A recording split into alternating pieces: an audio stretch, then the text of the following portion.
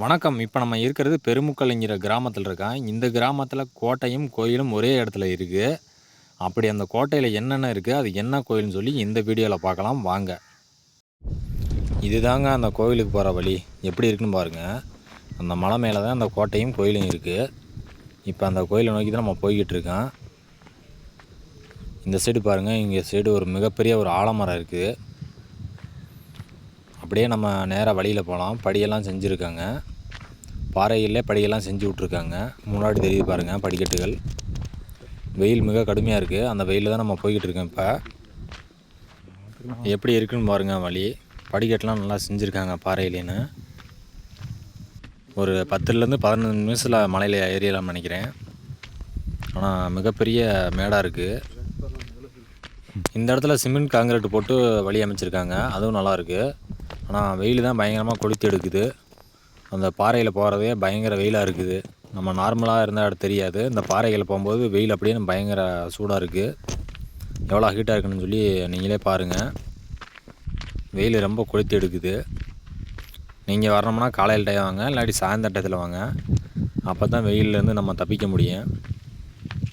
சுமார் 1000 ஆண்டுகள் பழமையான கோயில் இங்கே இருக்குது. சிவன் கோயில் தான் அந்த 1000 ஆண்டு பழமையான கோயில். சோழர் காலத்தில் கட்டப்பட்ட கோயில் அந்த சிவன் கோயில். அந்த சோழன் யார், அந்த எந்த காலத்தில் கட்டப்பட்டுன்னு சொல்லி போக போக வந்து பார்ப்போம் அந்த வீடியோவில். இந்த படியெல்லாம் எப்படி இருக்குன்னு பாருங்கள். ரொம்ப நல்லாவே இருக்குது, அகலமாக இருக்குது. ஏறி போகிற அளவுக்கு நல்லா எந்த பிரச்சனையும் இல்லாமல் போகலாம். இந்த பாறை சைடுலே தான் போனோம். இந்த இடத்துல ஒரு மரம் இருக்குது, ஈச்ச மரம். எப்படி இருக்குன்னு பாருங்கள். ஈச்ச மரம் பார்க்கவே ரொம்ப அழகாக இருக்குது. இந்த ஈச்ச மரம் வெயில் கடுமையாக அடிக்குது, உங்களுக்கு தெரியும்னு நினைக்கிறேன். எப்படி அடிக்குதுன்னு பாருங்கள். எவ்வளோ தூரம் நம்ம மேலே வந்திருக்கோன்னு பாருங்கள். அங்கேருந்து தான் நம்ம மேலே வந்திருக்கோம். எப்படி இருக்குன்னு பாருங்கள். எப்படி இருக்குன்னு பாருங்கள் பாறைகள்லாம் வழி. இந்த இடத்துல ரொம்ப மிகப்பெரிய ஏற்றமாக இருக்குது. ரொம்ப கஷ்டமாகவே இருக்குது ஏறுறதுக்கு. உங்களுக்கே தெரியும்னு நினைக்கிறேன். பாறைகள்லாம் பெருசு பெருசாக இருக்குது இந்த சைடு ஃபுல்லாக. அந்த பாறைகளுக்கு நடுவில் தான் நம்ம இப்போ போய்கிட்டு இருக்கோம். இந்த மலையே ஒரு பாறை மலைன்னு சொல்லலாம். அந்தளவுக்கு பாறைகள் அதிகமாக இருக்குது. அந்த சைடெலாம் பாருங்கள் எவ்வளோ பெரிய பாறை இருக்குன்னு. ஆனால் அந்த சைடில் மரங்கள்லாம் இருக்குது. சின்ன சின்ன மரங்கள் நிறையா இருக்குது. அதே மாதிரி முன்னாடியெல்லாம் வேப்ப மரம் நிறையா மரங்கள் இருக்குது. அதே மாதிரி நீங்கள் வரும்போது தண்ணி எடுத்துகிட்டு வந்துடுங்க. நாங்கள் வரும்போது தண்ணி எடுக்காமல் வந்துட்டோம். அதனால் ரொம்ப கஷ்டமாக இருக்குது இந்த மலையில் ஏறுறதுக்கு. நீங்கள் மறக்காமல் தண்ணி கொண்டு வந்துடுங்க. தண்ணி இருந்துச்சுன்னா ஈஸியாக ஏறிடலாம் அந்த மலையில். இந்த சைடெலாம் பாருங்கள் எவ்வளோ பெரிய பாறைகள் இருக்குன்னு. ரொம்ப பெருசாக இருக்குது ஒவ்வொரு பாறைகளும். இந்த மலையோட பகுதி தூரம் வந்துட்டான். இன்னும் பகுதி தூரம் போனோம்னா கோயிலுக்கு போயிடலாம். இந்த படியெல்லாம் எப்படி இருக்குன்னு பாருங்கள். ரொம்ப ஏற்றமாகவே இருக்குது இந்த இடம் ஃபுல்லாக. இந்த இடத்துல ஒரு வேப்ப மரம் இருக்குது. ரெஸ்ட் எடுத்துகிட்டு போகலாம் அப்படின்னு பாருங்கள். இந்த பாறைக்குள்ளே வந்துருக்கு அந்த வேப்ப மரங்க. எல்லா மரமே இந்த பாறைக்குள்ளே தான் இருக்குது.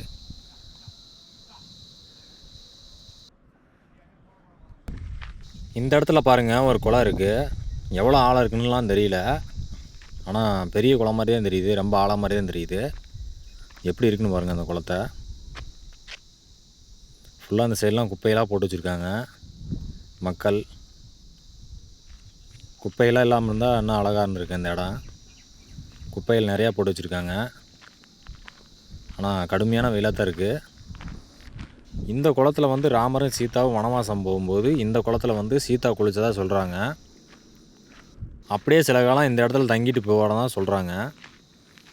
எப்படி இருக்குன்னு பாருங்கள். ஒவ்வொரு படியும் மிக பிரம்மாண்டம் தூண்கள் மாதிரி செஞ்சு வச்சுருக்காங்க. இந்த சைடு பாருங்கள் ரொம்ப அழகாகவே இருக்குது. இந்த பாறைக்குள்ளே போகிற வழி எப்படி இருக்குன்னு பாருங்கள். இது சமதளம் மாதிரி இருக்குது. நம்ம வந்த ஏற்றத்தை விட இப்போ இருக்கிறது சமதளம் மாதிரி இருக்குது. நல்லாவே இருக்குது இந்த இடத்துலலாம் போகிறதுக்கு. இங்கே பாருங்கள் சைட்லலாம் தூண்களை வச்சு அழகாக ரெடி பண்ணியிருக்காங்க. அந்த சைட்லாம் கோட்டையோட மதில் சுவர் மாதிரி கல்லை வச்சே கட்டியிருக்காங்க. அதுவும் பார்க்க ரொம்ப அழகாகவே இருக்குது. இந்த சைடெலாம் பாருங்கள் எப்படி இருக்குன்னு பாருங்கள். இந்த இடத்துல ஒரு என்ட்ரன்ஸ் இருந்திருக்குன்னு நினைக்கிறேன். அந்த என்ட்ரன்ஸ்லாம் சேதம் அடைஞ்சிருச்சு. அந்த சைட்லாம் பாருங்கள் கிடக்குது பாருங்கள். இந்த நுழைவாயில் மாதிரி இருக்கும் பாருங்கள், அதெல்லாம் கிடக்குது பாருங்கள். மிகப்பெரிய தூண்களில் அதில் சிலையெல்லாம் இருக்குது. எப்படி வரைஞ்சிருக்காங்கன்னு பாருங்கள், செதுக்கியிருக்காங்க அதில். இப்போ எல்லாம் சேதம் அடைஞ்சு கீழே கிடக்குது, நீங்களே பார்க்கலாம். முன்னாடி பாருங்கள் ஒரு பெரிய புளியா மரம் இருக்குது, எவ்வளோ பெருசாக இருக்குன்னு பாருங்கள். இந்த கோயில் 1000 ஆண்டுகளுக்கு முன்பு சோழர்களால் கட்டப்பட்டிருக்கு. முதல்ல செங்கற்களால் கட்டியிருக்காங்க. அதுக்கப்புறம் விக்ரம சோழன் கருங்கற்களை கொண்டு இந்த கோயிலை கட்டியிருந்திருக்காரு. அதுக்கப்புறம் விஜயநகர பேரரசு, ஆற்காடு நவாப்பு இவங்க கண்ட்ரோல்லையே இந்த கோயில் இருந்திருக்கு. முக்கால்வாசி தூரம் வந்துட்டான். இன்னும் பக்கத்தில் போனோம்னா கோயில் அடைஞ்சிடலாம். மேலே தெரியுது பாருங்கள், அது என்னான்னு தெரில, கம்பி போட்டு வச்சுருக்காங்க. பக்கத்தில் போய் பார்த்தா தான் தெரியும் என்னான்னு. எப்படி இருக்குன்னு பாருங்கள், வழியெல்லாம் ரொம்ப நீட்டாகவே இருக்குது. இங்கே விசேஷ டைம் எப்படின்னா சிவராத்திரி இது மாதிரி டயத்தில் விசேஷமாக இருக்குது. மாசி மாதம் இந்த கோயிலில் பயங்கர விசேஷமாக இருக்குது. அப்போ கூட்டம் ஃபுல்லாக இருக்குது. மாசி மகாம்னு சொல்லுவோம்ல, அந்த மாசி மகத்துக்கு இந்த கோயிலில் சிறப்பாக இருக்குது. கூட்டம் பயங்கரமாக வரும். அந்த டயத்துலலாம் ஒதுங்க கூட இடம் இருக்காது. இப்போயெல்லாம் ஃப்ரீயாக தான் இருக்குது. எப்படி இருக்குன்னு பாருங்கள். முன்னாடி ஒரு நுழைவாயில் இருக்குது, தெரியுது பாருங்கள், அதான் முன்னாடி ஒரு நுழைவாயில். இந்த கோயிலுக்குள்ளே போகாதுக்கு முன்னாடியே ஒரு நுழைவாயில் இருக்குது.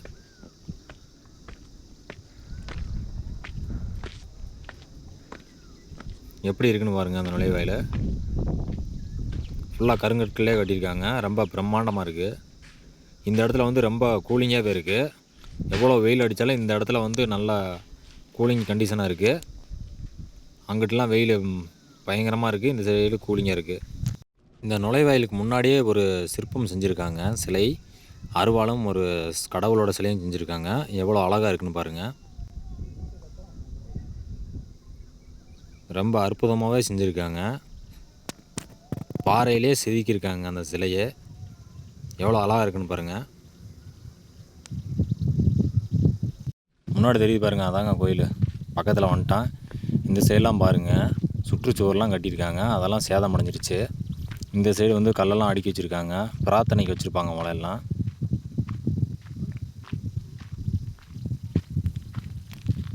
ஃபுல்லாக பாறையிலே படி செஞ்சுருக்காங்க, ரொம்ப அழகாக இருக்குது.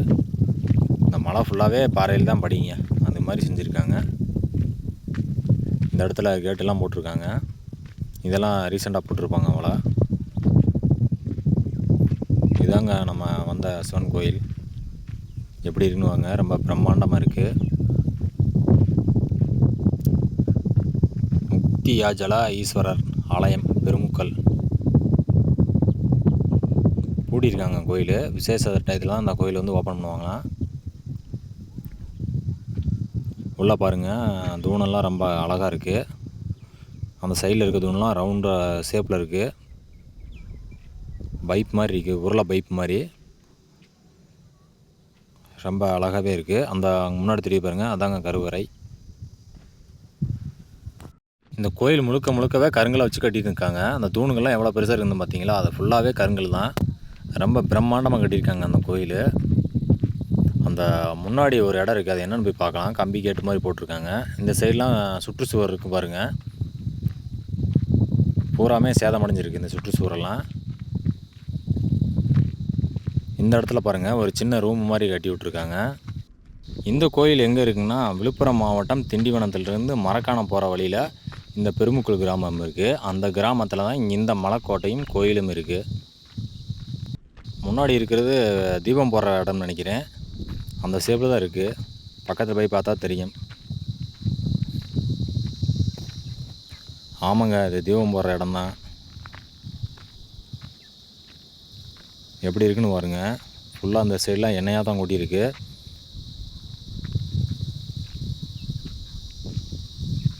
இந்த சைடு கிடக்கு பாருங்கள், மிகப்பெரிய திரி. இதை வச்சு தான் தீபம் போட்டிருப்பாங்க போல். எப்படி இருக்குன்னு பாருங்க, பகுதி திரி இருக்குது, ரொம்பவே பெருசாக இருக்குது அந்த திரி.